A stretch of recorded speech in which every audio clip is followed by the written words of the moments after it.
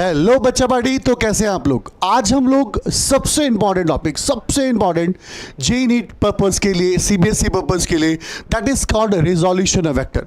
मैं बहुत सिंपलेस्ट और एक्सप्लेनेस्ट वे में पढ़ाऊंगा कि रिजोल्यूशन ऑफ वेक्टर एक्चुअली में है क्या। तो चलिए बेटा वीडियो को स्टार्ट करते हैं। मैं हूं आपका राकेश पांडे और स्वागत करता हूं अपने प्यारे से चैनल स्टडी क्लब 24/7 में।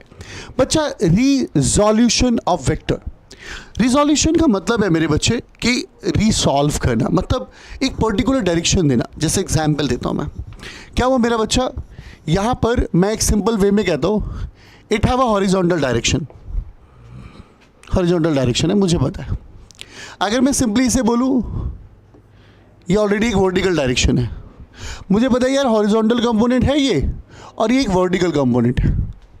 बट अगर सपोज करो मैं एक लाइन खींचता, अब इस कंपोनेंट के अंदर दो कंपोनेंट छुपे हुए हैं, एक हॉरिजॉन्टल कंपोनेंट भी है और एक वर्टिकल कंपोनेंट भी है। अब आप कहेंगे कैसे कैसे एक हॉरिजॉन्टल कंपोनेंट भी है और एक वर्टिकल कंपोनेंट है? मैं आपको एक सिंपल से वे में बताता हूँ रिजोल्यूशन, फिर आप बहुत बेहतर तरीके से समझ पाएंगे कि एक्चुअली में रिजोल्यूशन कैसे। अब आप कहेंगे सर इस वाले कंपोनेंट के अंदर ये वाला जो अगर फोर्स है तो इस फोर्स के अंदर दो कंपोनेंट कैसे हैं? मैं कहता हूँ एक फोर्स को या किसी भी वेक्टर को किसी भी दो रेक्टेंगुलर कंपोनेंट्स में बांटना, that is called resolution of vector. उसे हम रिजोल्यूशन ऑफ वेक्टर कहेंगे। अब आप कहेंगे सर कैसे है, उसको बताइए ज़रा। तो मैं आपको सिंपल वे में बताता हूँ। सपोज करो इशू, आपके फादर ने बचपन में कार दी बेटा, और मर्सिडीज़ कार दी, ऐसे छोटी सी टॉय कार। अब इस टॉय कार को आपने क्या किया, ऐसे करके खींचा, ये टॉय कार आपने ऐसे करके खींच दिया और आपने यहां पे फोर्स लगाया बच्चे, इस डायरेक्शन में फोर्स लगाया। जब आप इस डायरेक्शन में फोर्स लगा रहे थे इशू, तो आप मुझे ये बताइए कि क्या जब कार आप इस डायरेक्शन में फोर्स लगा रहे थे तो क्या कार इसी डायरेक्शन में जा रही थी? कार बिल्कुल ऐसे जा रही थी, यानी कार का मूवमेंट इस तरफ था। ओ माय गॉड, अगर कार का मूवमेंट इस साइड था तो इसका मतलब इधर भी कुछ ना कुछ फोर्स था। 101% इधर फोर्स होगा, तभी तो कार इस साइड मूव हुआ होगा, अदरवाइज कार मूव नहीं होता। तो मैं यही समझाना चाहता हूं मेरे बच्चे कि अब इस कंपोनेंट के अंदर, इस कंपोनेंट के पास ये कुछ फोर्स इधर भी गया होगा एंड कुछ फोर्स इस साइड भी गया होगा। तो मैंने कहा कि ये फोर्स एफ एक्स है मान लीजिए, और मान लीजिए ये फोर्स एफ वाई है। मेरे बच्चे अब आप एक बात सोचिए ना, फोर्स लग रहा था कार पे इस डायरेक्शन में, इस डायरेक्शन में, तो कार को उधर की तरफ मूव करना चाहिए था, बट नहीं, फोर्स लग रहा है इस डायरेक्शन में, कार मूव कर रही है इस डायरेक्शन में, इस डायरेक्शन में कार मूव कर रही है। इसका मतलब अगर कोई भी चीज़ इस डायरेक्शन में मूव कर रहा है दैट मीन्स वहाँ पे फोर्स अवेलेबल है, तभी तो वो चीज़ मूव कर रही है।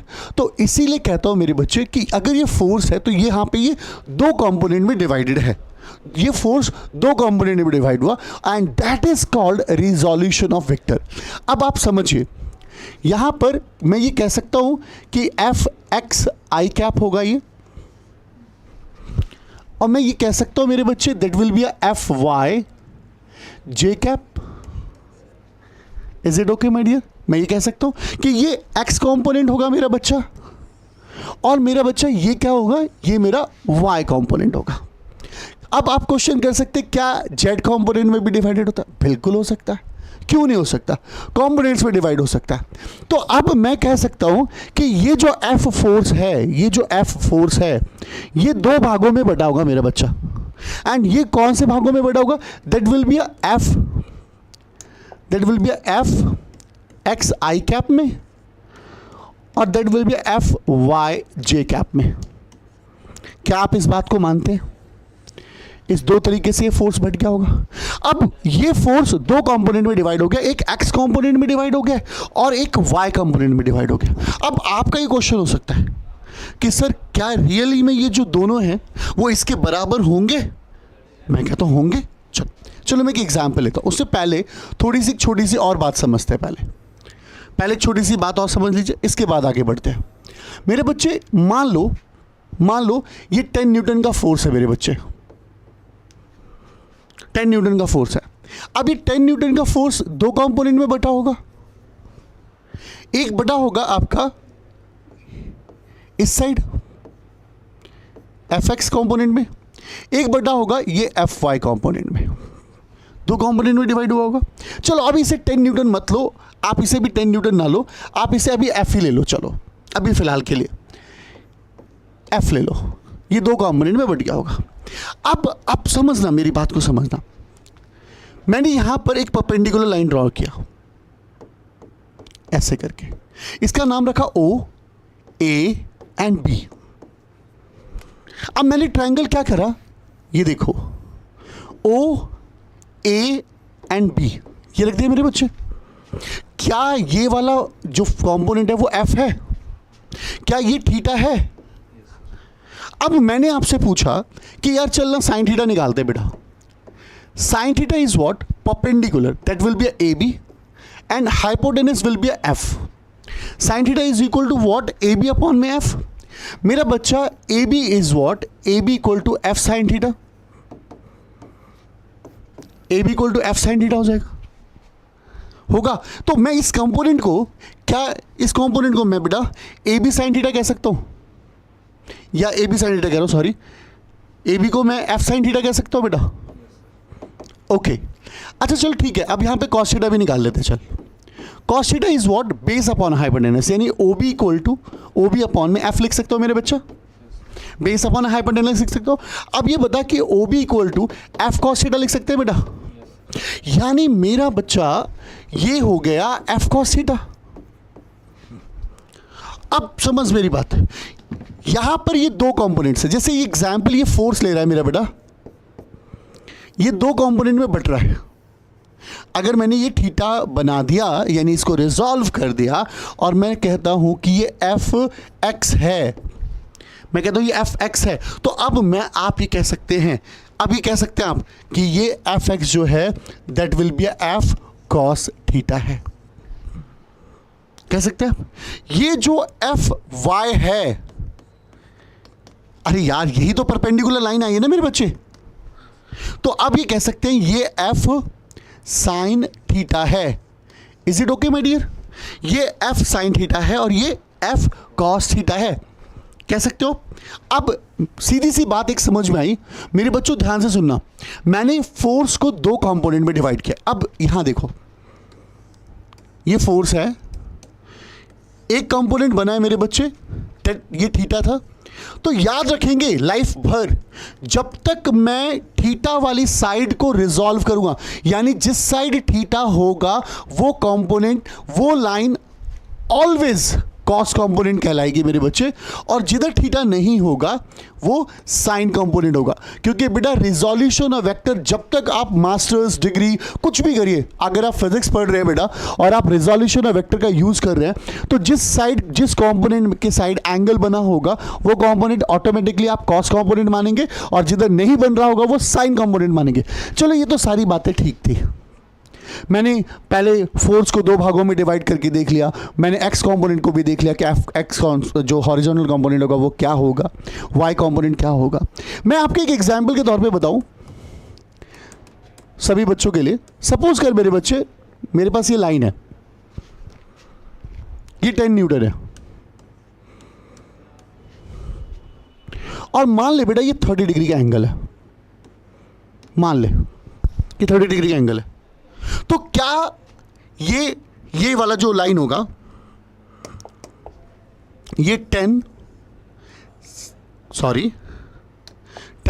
cos 30 होगा? बोलो, क्योंकि एंगल बन रहा है इस साइड। क्या ये 10 sin 30 होगा?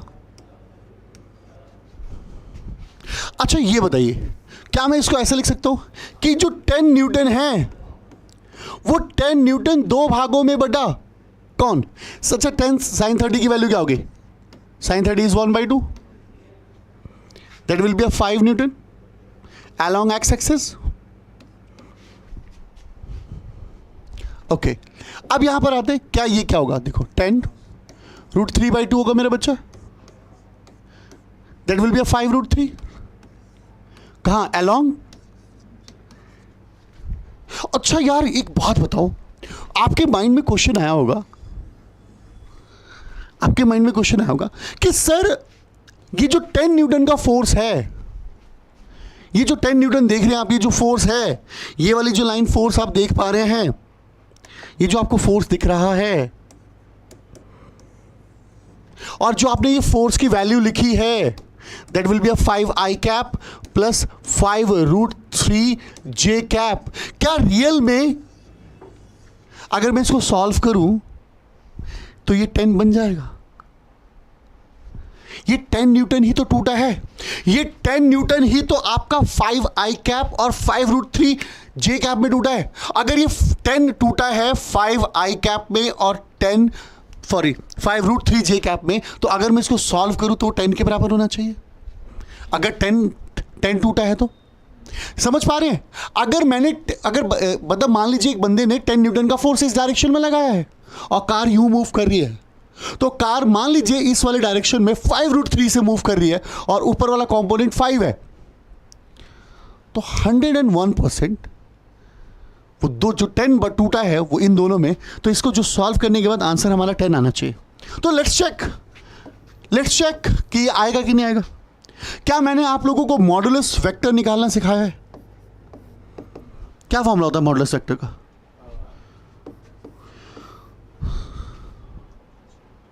क्या फॉर्मूला होता है मॉडुलस वेक्टर का? फर्स्ट का कंपोनेंट प्लस सेकंड का कंपोनेंट, एक्स का कंपोनेंट प्लस वाई का कंपोनेंट। यानी मेरे बच्चे ये मैंने कहा 5 का स्क्वायर प्लस 5√3 का होल स्क्वायर। हाँ है ना?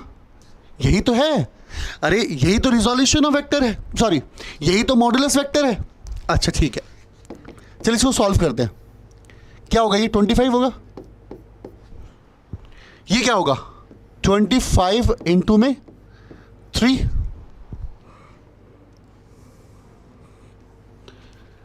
ये होगा 25 plus 75, that will be a √100, और that will B √100 is what? 10 Newton. Wow, ये 10 न्यूटन ही है। एक्चुअली में वो 10 न्यूटन का जो कंपोनेंट है वो इन दो भागों में डिवाइडेड है। यस और नो?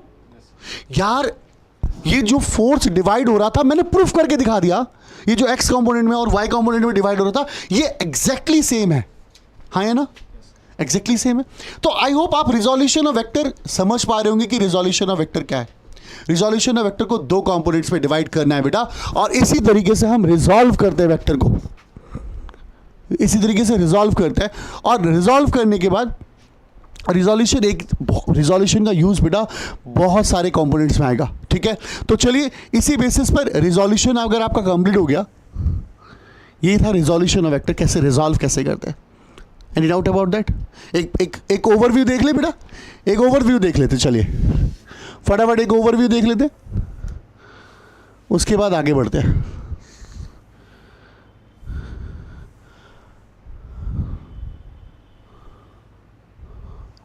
ओके, हम रिजोल्यूशन ऑफ वेक्टर देख रहे थे, शॉर्ट फॉर्म में बताऊंगा। रिजोल्यूशन ऑफ वेक्टर देख रहे थे, हमें पता है यार ये हॉरिजॉन्टल डायरेक्शन है, पता है ये वर्टिकल कंपोनेंट, ठीक है।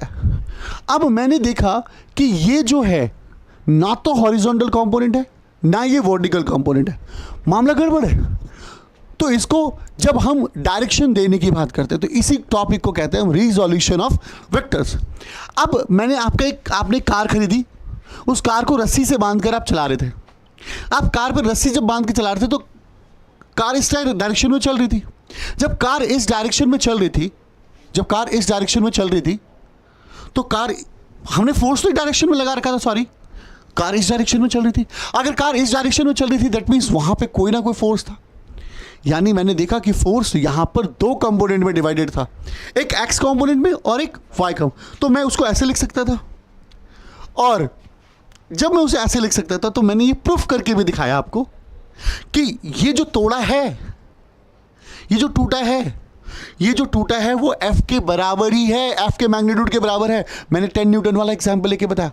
आई होप आपको बात समझ में आ रही होगी मेरे बच्चों, and that's all about the resolution of vector. आइए जरा इसी टर्म्स के ऊपर अब हम अगले टॉपिक को लेके चलते हैं, and that will be a what?